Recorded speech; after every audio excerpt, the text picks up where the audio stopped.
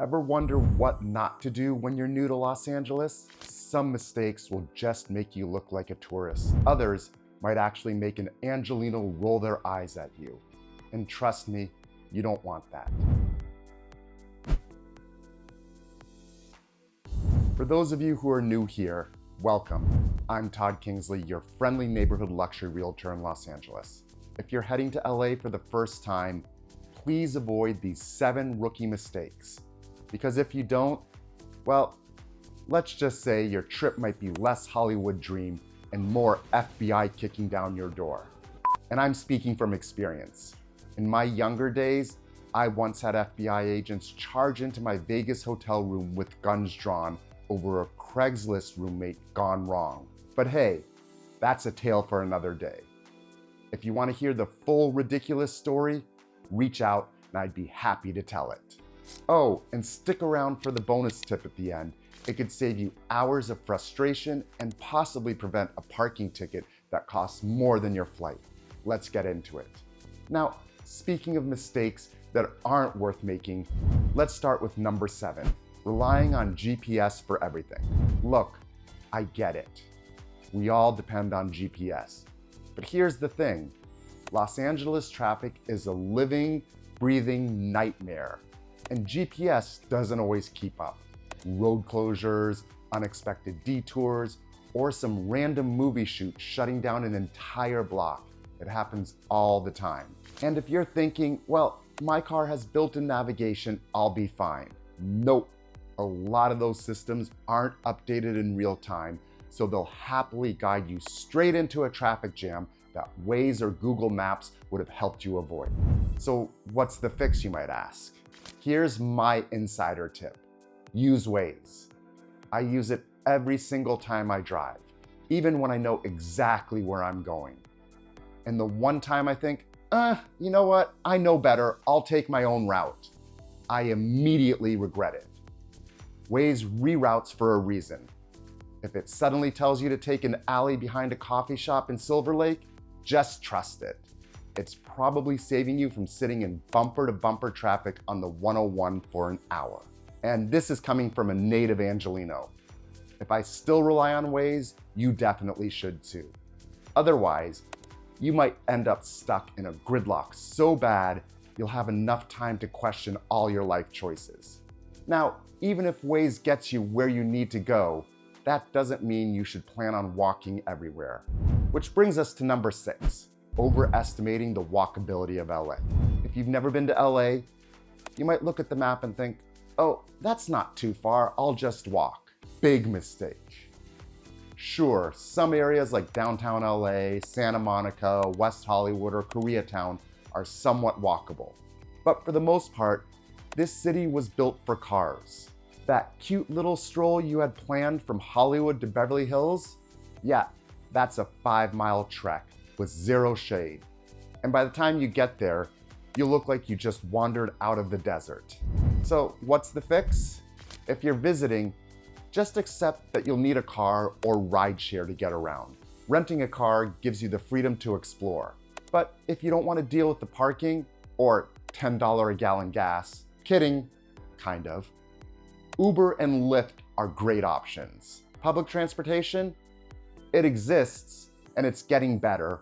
The metro can get you between some major areas, but if you're expecting a subway system like New York, well, lower those expectations immediately. The bottom line, walking is great for getting around a specific neighborhood, but not for getting around the entire city. Otherwise, you'll be halfway to your destination, sweaty, exhausted, and wondering why you ever thought LA was a fun vacation spot. And if you think walking everywhere is bad, just wait until you hit the traffic. Which brings us to number 5, not planning for traffic. Welcome to Los Angeles, where you can spend more time in your car than in your own home. LA traffic isn't just bad, it's practically a full-time job. And if you didn't plan ahead, you might find yourself stuck on the 405 questioning all your life choices while moving at the same speed as a parked car. In 2019, LA drivers lost an average of 119 hours to traffic. That's 5 entire days of your life just sitting in gridlock. You could binge watch an entire season of your favorite show in that time, except you'll be too busy inching forward at 3 miles per hour. So what's the fix? Plan your drives. If you can avoid peak hours, typically 7 to 9 a.m. and 4 to 6 p.m., but honestly, traffic can hit whenever because LA runs on chaos. Use Google Maps or Waze to check conditions before you leave. And if an app suggests an alternate route through some random back street, trust it. Public transportation can be an option for certain routes, and carpooling helps too. But if you have to drive, just mentally prepare yourself. Bring snacks, queue up a good podcast, maybe even learn a new language while you wait, because by the time you get where you're going, you might be fluent in Spanish. Now, traffic is brutal, but imagine sitting in it for hours, only to realize you moved to a neighborhood that's totally not your vibe. That brings us to number 4, ignoring local neighborhoods' unique vibes. Los Angeles isn't just one big city. It's a collection of smaller cities, each with its own personality. If you don't pay attention to that, you might end up in a neighborhood that definitely doesn't match your lifestyle. For example, you want peace and quiet? Downtown LA on a Saturday night will make you regret everything.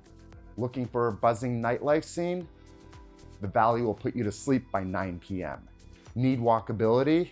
Good luck if you move to a place like Calabasas. So, how do you find the right neighborhood? Simple. Explore before you commit.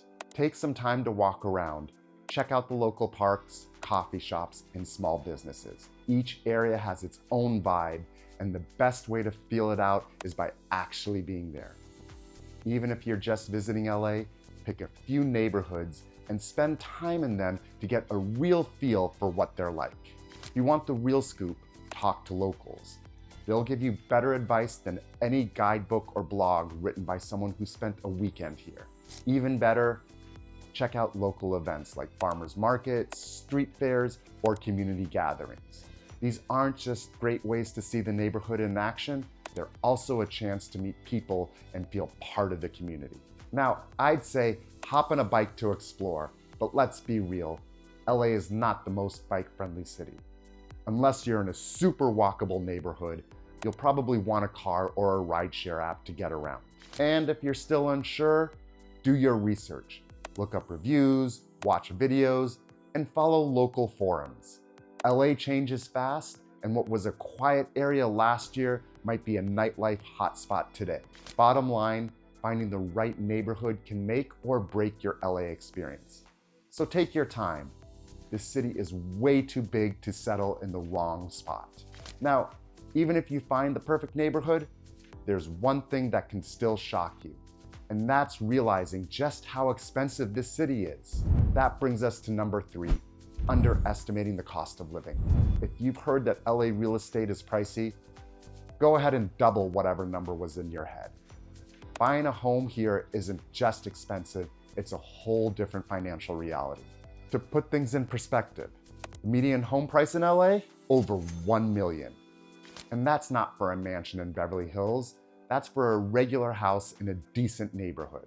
If you're looking for something in a prime area, West Side, Hollywood Hills, anywhere near the beach, you're easily looking at $2 million plus. And if you're dreaming of a luxury home, well, let's just say 8-figure listings are not uncommon here. And it's not just the price tag, it's the property taxes, HOA fees, maintenance costs, and let's not forget those inevitable renovations. Because even if you buy a multi-million-dollar home, chances are the previous owner made some questionable design choices that you'll want to fix. So how do you buy in LA without losing your mind? First, let's get real about your budget. In this market, a good lender and a solid pre-approval are essential. If you're financing, expect to be competing with cash buyers, so having strong financing terms is key. Second, work with someone who actually knows the market. The right strategy can make a huge difference, whether it's negotiating contingencies, finding off-market deals, or understanding which areas are still appreciating. Lastly, be flexible. Your dream home might exist in LA, but it might also be just outside of it. Expanding your search by even a few miles can open up way more possibilities. Now, while the cost of buying a home in LA can be shocking, there's another thing that throws people off all the time, and that's the weather. That brings us to number 2, assuming it's always sunny. Los Angeles is famous for its year-round sunshine, but let me tell you, that's only half the story. Yes, we get plenty of perfect 75-degree days, but if you think it's always like that, you're in for a surprise. Ever heard of June gloom or May gray? If you're near the coast, you'll wake up to weeks of foggy, overcast skies that make it feel more like London than LA.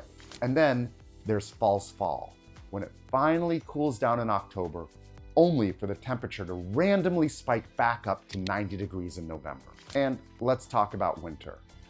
No, it doesn't snow, but it does get cold, especially at night. If you're visiting and only pack t-shirts and flip-flops, you'll be shivering when it drops into the 50s. And if you're moving here, get a decent jacket. Trust me, you'll need it.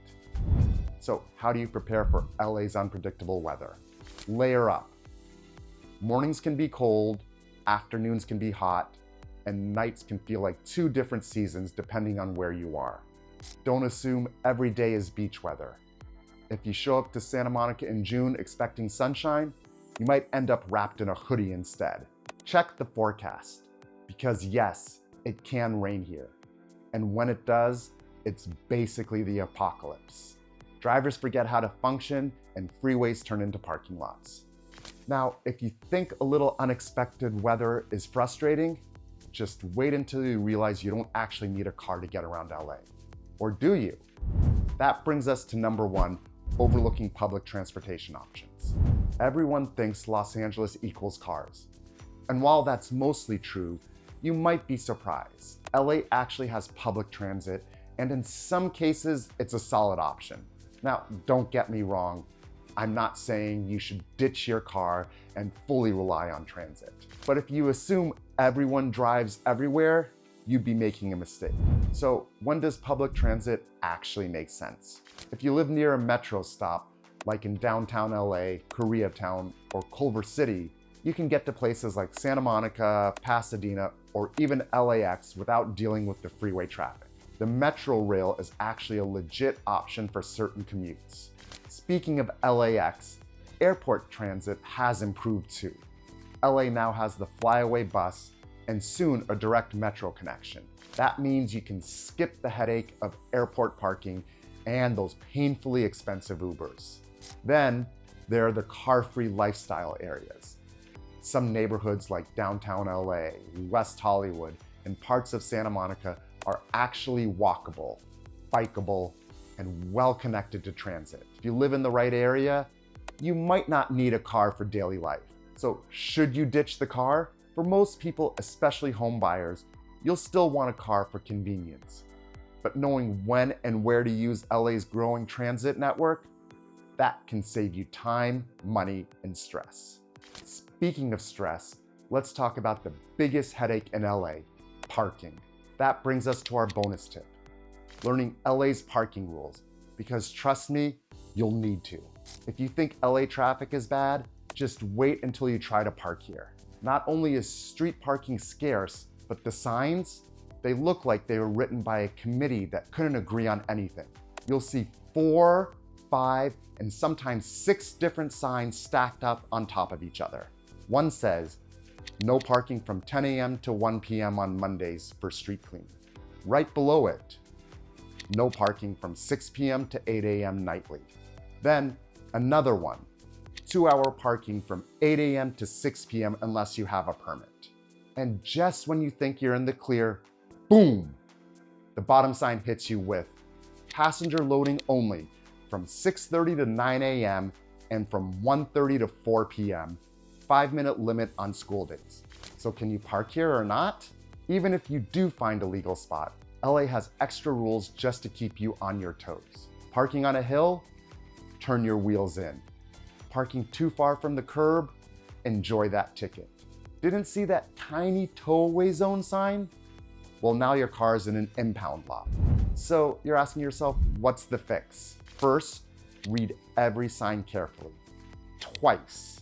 If it looks even remotely confusing, assume it's a trap. Second, use apps like Spot Angels or Park Me to find safe parking and avoid surprise tickets. And third, when in doubt, just pay for a parking garage. Because in LA, peace of mind is worth the extra $20. So now you know what not to do in LA. But what about the things you should do? That's a whole other conversation. I hope this video gave you some helpful tips on avoiding first-timer mistakes in Los Angeles.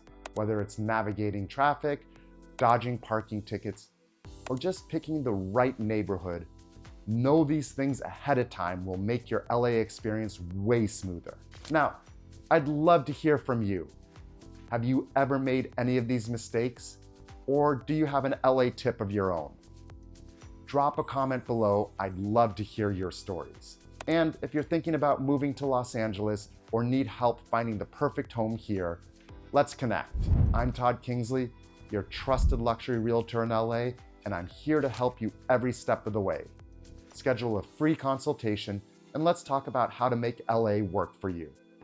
If you enjoyed this video, don't forget to like, subscribe, and hit the notification bell so you never miss out on more insider tips about LA. Thanks for watching, and I'll see you in the next one.